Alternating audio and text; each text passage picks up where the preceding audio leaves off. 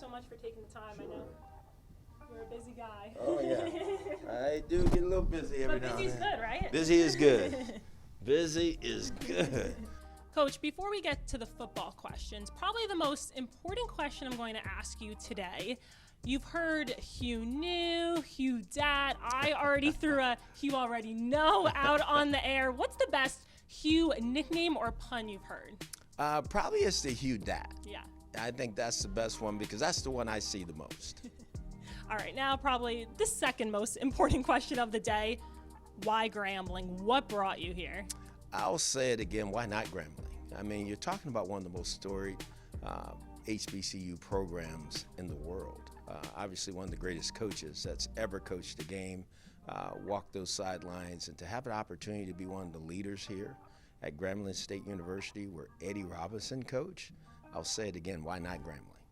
And what brought you here as the leader? I guess take us through that whole process. When did the opportunity come about? What were those conversations like? And what were all those steps that led you to sitting in this chair with me? Well, it was Dr. Travian Scott. The conversations we started to have along with President Gallo, I mean, obviously he had to give the seal of approval for it.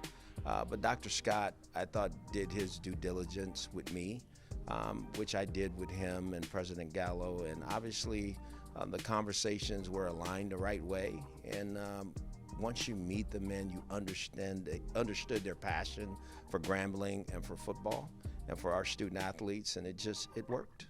You've been busy since the moment you stepped foot on campus. Just the day after your introductory press conference, you hit the road recruiting and have been doing so ever since. What's that process been like for you? It's been grueling, to be very honest, but you said it. I mean, I thought and I understood the lay of the land when I took the job, that our lifeline, our lifeblood is about recruiting. You know, we have to get out and make an impact that way to make sure we put the right student athletes on our football team.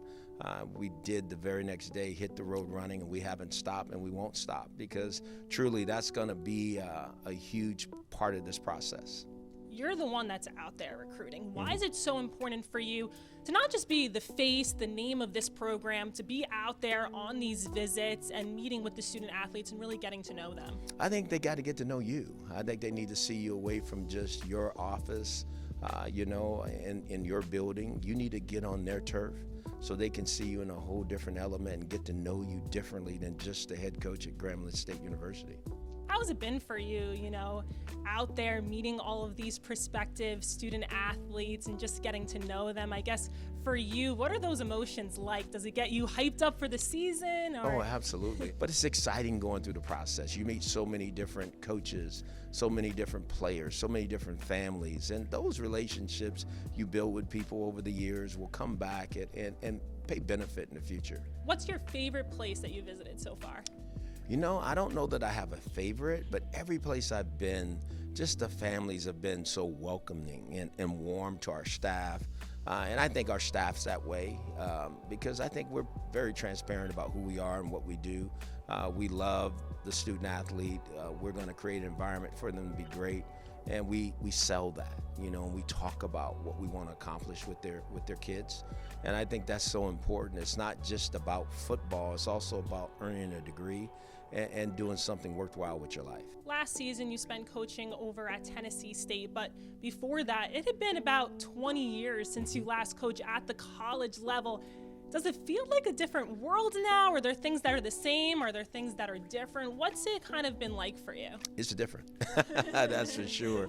Just the technology side of it, you know, the texting and the FaceTiming, that's way different than what it was when I was in college football before, but I get it. And people are building their brands every day, you know, and we're building our brand too. And the brand of Grambling is strong. So we have something to sell for sure. And obviously these young kids, they have something to sell, them being good football players and good students, and we want to do everything we can to take advantage of that. So the biggest difference you think are in terms of off the field? Do you see a lot of changes with the game, or is it still just college football? I think it's still just college football. It's still blocking, tackling, you know, throwing the football straight, taking care of the football. All those things are still what it is. But I think what's really changed is now this NIL has come on the scene where these players can be paid for their name, image, and likeness. And I think you have to understand it. I think you have to do a great job of educating your team about it so that they understand everything that comes with it. You coached under Eddie George last year at Tennessee State. Your first stint coaching at an HBCU. What did you learn from that year, and what are some things that you picked up that you want to transfer over here at Grambling? Well, I really enjoyed it. Being back on the grass, working with Eddie and that coaching staff and the university. First, I have a real admiration for them. But what I learned is that you really have to be involved with the student athlete on a whole different level.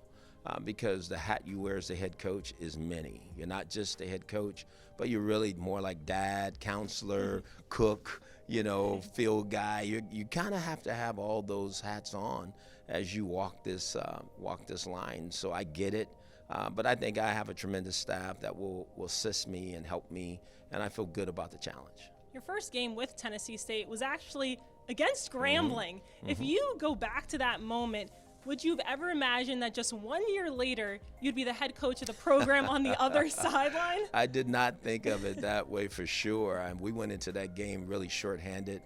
We had a COVID battle that we were dealing with. We played our sixth quarterback in that game. It was different and difficult, but at the same time, I saw a team on the other side that was tough, physical. They looked like they loved the game. They loved wearing the G on their helmet, and they played extremely well that day.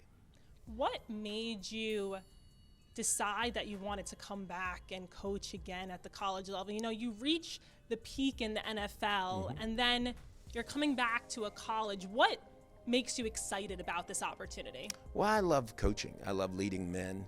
I think that's what I'm very passionate about.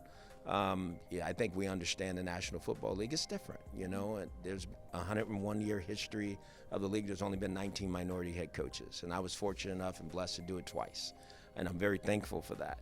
But when I think about the impact that I can have on these student athletes and really help prepare them for the next level if they have an opportunity to play in the next level, but also prepare them for life and the things that I think they're gonna need, the tools that they will need to be successful away from Grambling State University and away from the football field, well, I think that's where I can really lend a huge helping hand.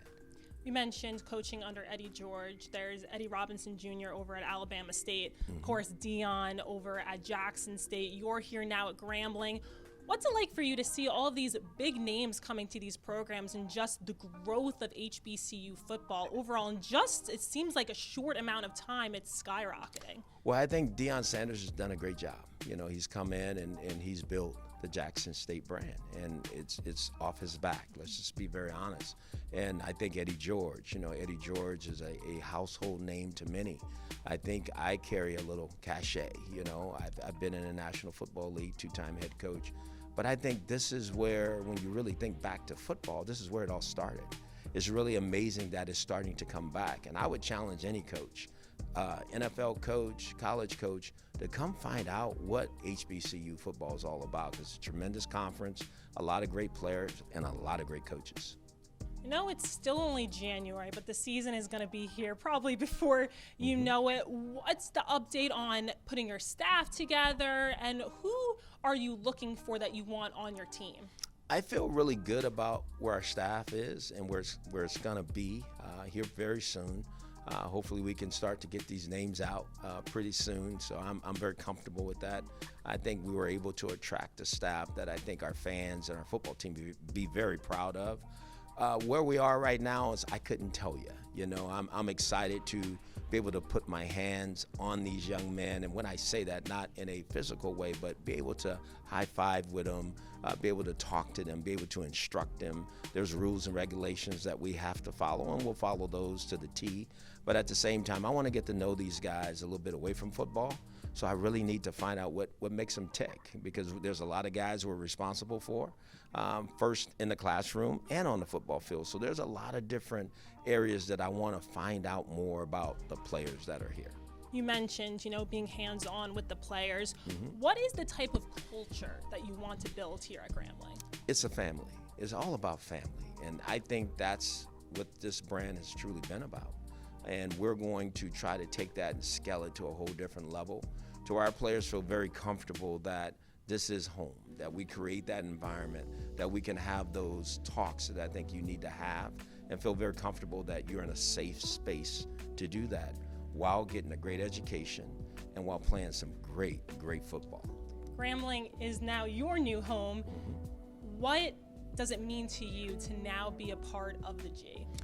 It means that I am one of the leaders of the G, and that I have to uphold all those characteristics that it means to be a G, and I have to pass it down first to my staff, and the staff has to pass it down to our players and make sure we're upholding that to the highest degree. All right, Coach, thank you so much for your time. I really appreciate it. Thank you.